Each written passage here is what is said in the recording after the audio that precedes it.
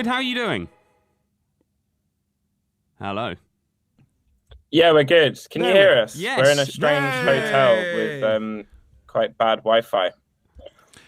Oh yeah, but it's cool because you're all glitzy, which gives it texture, and this is like it's almost like an Aphex Twin video visual. Yeah.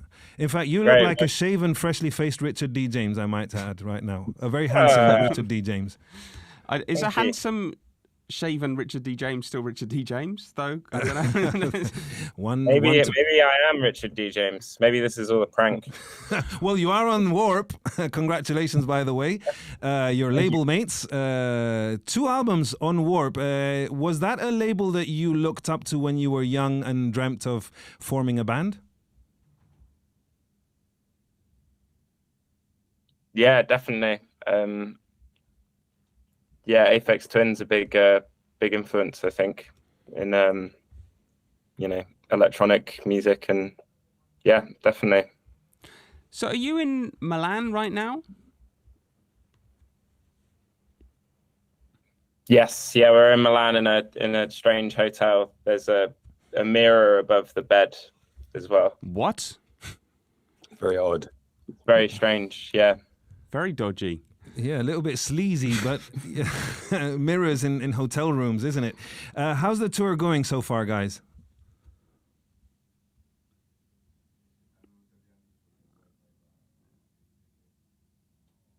Ah, the internet. Ah, the connection. The connection, the lousy Wi-Fi. Did you hear us? We Yeah, just sorry about the connection. Oh, don't worry about that. These wonderful, uncomfortable silences. It's anti-TV. I love it. I love it. We can make something out of it. I The think it's a rhythms. mirror above the bed messing with the connection. Yeah. I think it is. Yeah. Bouncing off. How's the tour going? I mean, it doesn't feel that long since we saw you at Primavera Sound this year. How's the tour been going so far since you've been doing the festivals and now you're doing venues? Yeah, it's great.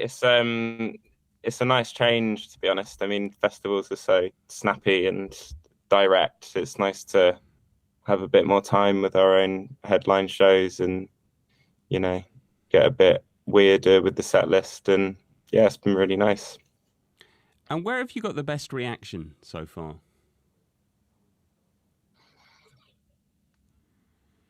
Maybe Utrecht. Utrecht. Yeah, Utrecht. Yeah. That was really It fun. was quite a wild gig the other day, last week. It was a Friday night. All the teenagers were out. It was great. Yeah. Do you get a lot of teenagers at your shows, or is it a good balance between sort of adult hardcore music lovers who like to stroke their chins and sort of that youthful energy of teenagers who want to have a great time? Yeah. It changes country by country and venue to venue, of course, which is really nice for us, like where we kind of tour around different places, seeing the audiences change. But so far on this tour, it's been, really varied. Yeah, a nice diverse age range usually at Squid shows, which is nice to see. There's someone in the chat, Jorge Pineda, who's saying your show at Paredes de Cora. I've probably said that very badly. It was very wild. It was very wild. Stage invasion from a pretty good dancer. Do you remember that gig? Yeah. Yeah, he was. No one knew who he was. No, he just appeared, and he was smoking some kind of special cigarette and dancing around quite wildly. But it was quite nice. I quite enjoyed that. Yeah, he was a good dancer. Yeah. That was a really fun show. Is that something that you've picked up from your shows and that you wanted to bring into Oh Monolith, like have more of a dancier groove to Squid? And will there be more groove in the future?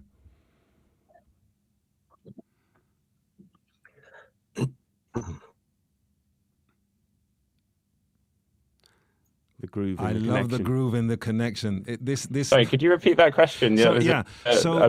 From playing shows and seeing people dancing to your music, did that sort of motivate you to bring more of a groove into O Monolith? And will there be even more groove in the future of Squid? It's funny you say that, because I feel like maybe we think that Oh Monolith is less groovy. It's kind of harder to dance to in some ways. But yeah, I think at the at the beginning of us making music, we definitely wanted to kind of make more of a groove, kind of like ESG or something like that. Why did you decide to record in Peter Gabriel's legendary real world and probably not very cheap real world studios after the experience of recording Dan Carey's apartment or studio? I think we just wanted to try something different. It was like I grew up very near real world studios, so it always felt like a kind of like a legendary spot that I'd never ever get to visit, and I just wanted to be somewhere bigger and kind of less in the city, and I think that really informed what became O Monolith. But yeah, I think just trying something different, because I think we get a bit kind of I don't know, we get a bit kind of restless if we just keep on doing the same thing over and over again. We've been working in Dan's studio for like 3 or 4 years with everything that we recorded. So I think we just want a bit of a change. I always get the feeling that most bands record their best material when they leave the city and they go out into the countryside. Is that a good a real perception, or am I full of it? I'm not sure, because we've only done it once, and it's hard to know for us if that is our best material. But not so. I guess don't just judge on the outcome. Like, as a band, did you feel that, I don't know, you were just, by not having the distractions of, oh, later I've got to go down and meet friends at the city, or because you're away from your daily life, I guess, right? No, so I think it's more about where you're writing the music than recording it, I think. And what's interesting is the time frame upon which you write a whole album. I think if you work on a project rapidly for a short amount of time, you end up with something that can feel quite, particularly focused in one direction. But if you're to spend a good kind of 18 months culminating loads of different musical approaches over the course of a while, it's like you end up with something that's quite a lot more broad, I think.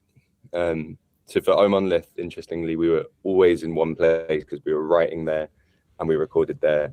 But the time frame was, it was pretty much all the writing we'd done since releasing Bright Green Field. How do you feel about O Monolith? I mean, it's been 3 months now since it came out. Does your feeling towards a record change in the months after it is released? Yeah, definitely. Yeah, I think so. It's still a hard one to grapple with, I think, because it's like your first record. I think we were really proud of it, and just the fact that we made a record was like enough to excite us. And then the second one, you've kind of got something to prove, I guess. And it's definitely a different relationship with the second one. I still kind of, go in waves of loving it and being quite critical of it. It's been far more challenging for us, I think, to music into things that excite us, perform it live. Some of the tracks on the album, just kind of carbon copies of how we performed it in the studio, work great, but some of them require a little more thought into how we can have a live. So it's always good to have that kind of challenge, because you don't just then go straight onto stage and say, well, we know exactly how to play everything. It takes a bit more thought, which is useful for everyone that way. Are you good at, as a 5-piece, are you good at deciding when something's done, or is there a bit of an endless process of, maybe if we did this, if we change the ending here, if we jam it out a little bit longer? Are you that kind of band where you're good at finalizing a creation? Not really. I don't think anyone's that's the hardest bit, is just to be like, this track is done, because especially for a group of musicians like us, the writing process is kind of often best for us when we give something a really long duration of time and we kind of try out different sections in a live context and then go back to a writing room and say, oh, this worked really well. But finishing something is often far more difficult than starting it, as with anything. But maybe we're getting better at it. I feel like with O Monolith, we were like, look, some of these tracks could have infinite different ways to finish them. So we've just kind of got to find one that's a healthy compromise. And yeah, I think definitely in the studio as well, we're kind of bad at finishing, even when the track has been written and is technically finished. We'll always be in the studio to the last minute, being like, oh, maybe we can add this, and maybe we can add this, and maybe we can add this, until we run out of time. Which can be good and bad sometimes, you know. I look back on it and like, did we need to add one more cowbell? I don't know. Yes, I don't know. Yes, more cowbells. More cowbells. Sleigh bells and cowbells. But how did sleigh bells? Yeah, that lucrative Christmas market. You need it. Yeah, well, we got a load of ones in the bank for that, I think. So, how did you feel then, as a band like that when you realised that you could go back and change the record when it was already on streaming? I'm thinking of like Kanye West, who went back and changed it. Was that like? That would almost scare me, I think, if I was in a band, because it'd be less like, oh my God, I could go back and change it. But it's like that way madness lies. I mean, how do you feel about that kind of thing? It's pretty crazy. It's a useful way to go back and dig up an unfinished debate about something. Yeah, it's funny. Like, I never really I feel like only like hip hop artists do that. Like, you know, like Kanye West or Travis Scott, or like you don't hear I don't know, like Manic Street Preachers coming in and Pink Floyd putting in another verse. Didn't Roger Waters like change? Well, obviously years later, didn't he release his own version of Dark Side of the Moon? He's releasing it now. Yeah. Oh, he's doing it now. Yeah. He's re-recording it, I think, isn't he? Well, on Taylor Swift. But she's re-recorded, but that's all a legal reason. But I've noticed a slightly problematic thing, which is that if you look at the sort of people we're talking about Kanye West, we're talking about Roger Waters, and the other example I can think of as going back and changing an album is Morrissey. And I'm not saying, You found a little trend, maybe, Ben? A little pattern? I don't know what that says. Anti-Semitic. Alleged. Well, Morrissey. All right, we're getting in a thing. All right, speaking of, you mentioned sleigh bells earlier, Ben. Let's go light. Let's tread light terrain. Let's get out of here.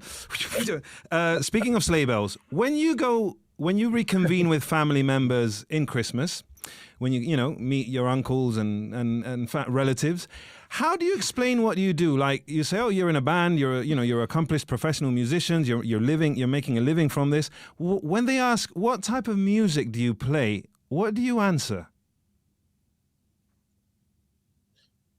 That's so funny, because it's like my granny, who's about 95, she's still just like, oh, I'm so proud that you can finally, you can go and do this fun job all the time. She's like, one day soon it would be really nice to hear one of your songs. Oh yeah, I'll play it to you next week.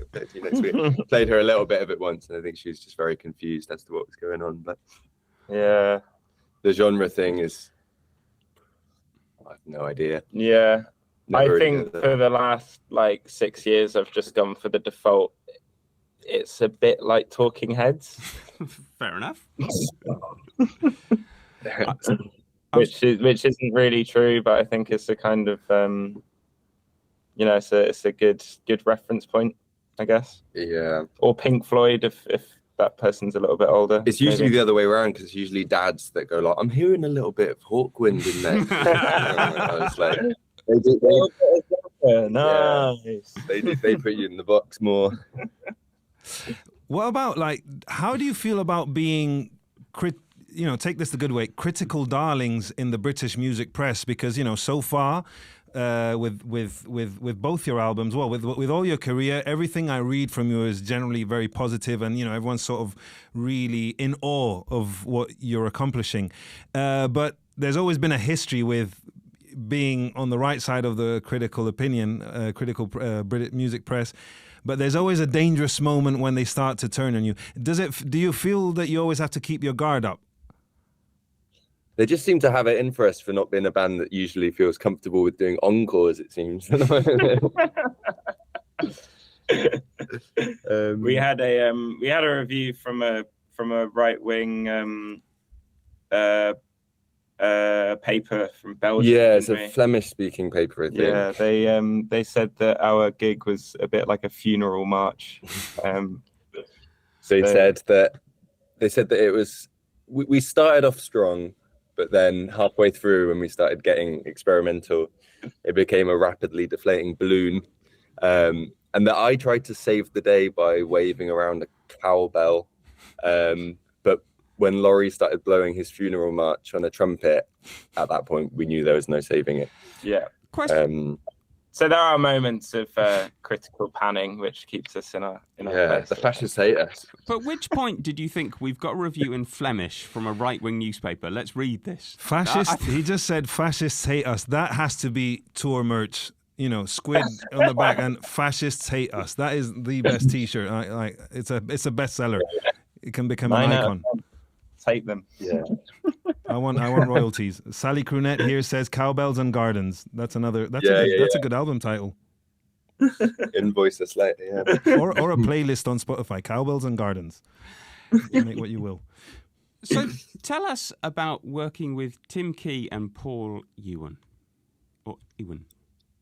It was slightly faceless, really. We haven't met Tim Key, but we're all fans of like Alan Partridge and all that kind of British comedy. So that was a really cool moment, and like a Venn diagram we didn't ever think would exist.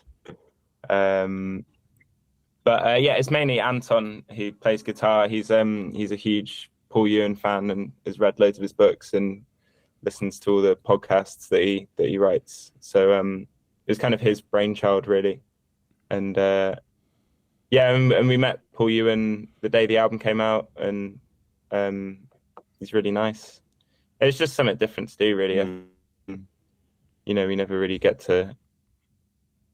Or it just felt like a weird and cool thing to add onto the album. Because it was mentioned in the press release that the podcast they do, London Pub Reviews, is one of your favourites. And I'm wondering, do you have any other podcast recommendations for those long touring days? I think the Interdependence podcast with Holly Herndon's amazing. They're always exploring kind of the differing degrees of kind of interrelationships between new AI technologies and sometimes music, sometimes kind of politics and healthcare. It's a super great podcast. I mean, she's an amazing musician, Holly Herndon, for anyone that hasn't listened to her stuff. But they're always joined by a really interesting team of contributors being incredibly smart and making you feel quite sick. Have you tried her AI tool whereby she can sing, or her voice can sing any of your music or something like that? No, I haven't, but I've heard about it. This is a good thing to do in the van, I reckon. Yeah, I think so. I tried it once, and I can't remember if it's her voice singing your song or it's something like that. But it's a really sort of fascinating AI tool to use. Yeah. Oh, great! I didn't know about that. By the way, are you moving through Europe in a van, or are you combining with trains, planes, and automobiles? Just a humble Mercedes Sprinter. Wow. We're doing a big drive tomorrow from Milan to Barcelona, which will take about 16 hours. Yeah. With we're quite a frugal band when it comes to the touring preparation. They're like, so you probably want to do this in a sleeper bus, and we're like, nah, let's just stay awake. I wouldn't mind a bit of money when I get home. Yeah, I know. But I mean, touring has become a very expensive enterprise, and I don't know how it is now with the whole Brexit deals and the taxes and stuff. Don't. We don't want to go in there. It's very boring. But obviously many musicians have talked about how physically and mentally exhausting it is to go out on long tours, even if you just stick to the European continent. Why keep touring? Why keep touring? Yeah. What motivates you to go on these tours? You've been doing it for a while now. I mean, obviously, like, we love playing shows first and foremost, but kind of on a like, it's the only thing that makes money as a musician nowadays. And it's it's not all about money, but it's what we do full time. So we have to tour, because you don't make money off record sales, you don't make money off streaming. But it's also kind of about, it's so healthy for us on a musical level especially as we drive through different areas like Europe, by van, seeing the kind of the relationship between the audiences and the music changing, and some people kind of connecting and disconnecting as you move around is a great kind of anchor for us to gauge, exactly how our music is affecting different people. So it often, touring is one of the most difficult things to do in terms of energy and feeling motivated to go on, because it's obviously so exhausting and it's intense as well. But like that reminder that, when you kind of pull into a country that you haven't been to before and seeing an audience really emotionally reacting to your music, it does give you a kind of reason to go on, sort of cliche aside. Yeah, definitely. And you're playing Japan in November, which I think must be the dream, right? Yeah, it is the dream. Yeah, we went last year for Summer Sonic Festival for like 5 or 6 days, and it was, I think, collectively kind of the greatest kind of week ever. It was so good. So good. Just crazy being taken out of your kind of Western bubble. Yeah. What's been the best food so far on this tour? Where have you eaten the best? Last night For Louis, I reckon. Amazing. It was so good. We actually put a message out on the Squid Instagram last night. Arthur was just like, where's good to eat in Milan? And we were expecting like 2 or 3 people to respond, but we had a sort of barrage of people suggesting places. But we ended up at this really nice restaurant in central Milan, quite near the canal, and it was so nice. It was banging. Did any fans come along? No fans came along. No. Yeah, I think maybe some wanted to. Maybe that was a little social. Yeah. Does anyone ever offer like, I could make dinner at my house? Has that happened? Because that's starting to pick up, I think. That has happened. Yeah, I think when we played the Primavera, the one in Benidorm, I can't remember what it's called. Weekender. Yeah, we stayed up quite late and we're kind of walking around trying to find people to hang out with, and there was a big table of people, and they cooked us carbonara at 5 a.m. It was really sweet. What, in one of the cabins? Yeah, they had like a whole setup outside, and they were cooking carbonara, and I think they said like you should always end your night with carbonara. Yeah. That is the best advice. That is true. It'll get you away from hangover. And I was a lot less hungover the next day, which was... Yeah. Were they Italian? Exactly. Were they Italian? I can't remember. No, I think they were Spanish. Interesting. One of them was from Birmingham as well. Strangely, so yeah. What about when you're in the van? What kind of nibbles do you take with you so that you don't have to make too many stops? What's your favorite intervan food? Dependable food. I'm a nut guy. I'm a mixed nuts guy. He's a nutter. But then that's quite bad because they're quite salty, so you're a bit dehydrated. You kind of just can't win. No, we usually stock up on the clear plastic bags from airport security. Yeah. Take over them, and then Ziplocs. Hotel breakfast in the morning, make your sandwiches and put them in those bags. And then forget about the sandwiches. Yeah. And then they start slapping. Nice and moldy and with all that culture. And fruit. Glamorous being a touring musician, isn't it? It is, isn't it? It's really amazing. Incredibly nice.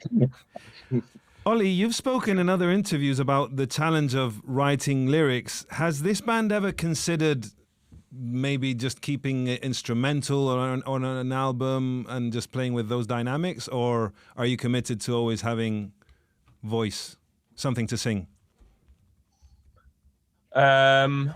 We used to do that kind of before I figured out that I quite like to sing. Maybe one day we'll do a kind of like a Godspeed You Black Emperor kind of post-rock record. That'd be nice. It'd be less for me to do. Yeah. Gives you a warrant for a double disc as well, maybe. Yeah. I mean, nothing's off the cards. Well, less drone, more melody is something I read in one of your previous interviews. Why do you think, as musicians, melody always ends up seducing musicians into going a little bit more pop?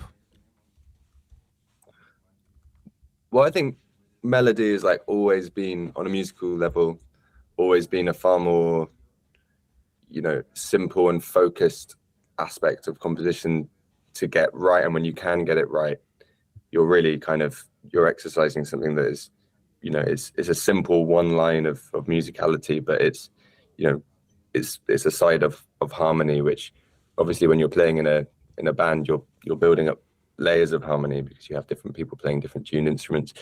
But melody for us on Monolith was quite important because we don't really have a setup where someone is the kind of lead melody maker, and then like the keys aren't just playing chords. So we kind of wanted to look into ways that we can interlock different melodies and create a bit more counterpart on the record. So it's kind of all over it a bit more. There's a lot more interlocking parts, and I think we improved a little bit on that with the Monolith since Breaking Field. Look, Mar Floreta here on the chat says, "Come back to Weekender." We'd love to. Is it still in the same kind of Robin Hood Magic Camp? It's still going strong this year. We've got an incredible lineup with Dinosaur Jr., Alan Sparhawk from Low. I think it's going to be one of his first gigs since. Wow, is that a kind of solo? Yeah. Wow. Yeah. That's who else? Not Husker Du. Bob Mould, I think. Yeah, Bob Mould from Husker Du. Yeah. It's cool because it's a bit more old school in a lot of the lineup. But then there's Jesus and Mary Chain. The Jesus and Mary Chain. Nice. Those jazz musicians, those virtuous kids. Domi and J.D. Beck. Yeah. J.D. Beck. Domi and J.D. Beck. Yeah, they're great MF Doom covers, don't they? It's great. Yeah. They're fabulous. Water from Your Eyes. Off as well. Ooh, great. It's one of our favourites. Yeah, saw them for the first time at Green Man in Wales this year, and it was such an amazing show from Water from Your Eyes. Really inspiring. I wonder that when before starting Squid, and when you were all hanging out and sort of forming the genesis of this band, what bands did you bond over? Like, or what were the sort of bands that you were really into as like mid-teenagers that that carried you into becoming the musicians you are in Squid? I always forget what we were listening to. I think it was like we were like discovering a lot of kind of German music from the 70s, like Can and Neu and all that kind of cosmic kind of music. Slint as well. Slint felt like a very kind of like university discovery for me. My friend came around with the record and he's like, "You got to listen to this." And I told two friends, and they told two friends, and they told two friends. It felt like a kind of nice thing. Yeah, Spiderland. There was always a rumour, because I grew up in Norwich, there was always this rumour that one of Slint had moved to Norwich, and we were like, he can't be here. That's impossible. He can't be here. Yeah, I feel like Dave Pajo gets about a little bit. Yeah, I think it might have been Dave Pajo. Yeah. Because he's been in England, hasn't he, with his kids or with his family, I think. I think he might have relocated. Was he in Norwich, though? Yeah. That's the question. I wouldn't be surprised, Ben. He plays in Gang of Four now. I think That's probably it, yeah. He plays in Gang of Four. So he's probably, he's moved. Yeah. Johan, I think we're going to have to let these good people Yeah, go. because is it tonight you're playing Milan? Yes. You've got the gig tonight, all right. And then so 16 hours. 31. and then a 16-hour drive to Barcelona. Yeah, and Valencia, Madrid, Yeah. Bordeaux, Paris, and finishing in Rouen. Yeah, it's coming to an end. Well, we look forward to catching up with you guys once you get here into Barcelona, and obviously enjoying the gig. It's at La Dos in Sala Apollo. Safe travels. Have a great gig tonight. Make sure you end the night with carbonara in Milan, of all places. Por supuesto. Muchas gracias. And we're going to play just a little clip of The Blades. Why on earth not? Thank you, Thank Ollie. you so much. Thank you. La Thank you, próxima Louis. Nice vez. to see you guys. Adios. Bye.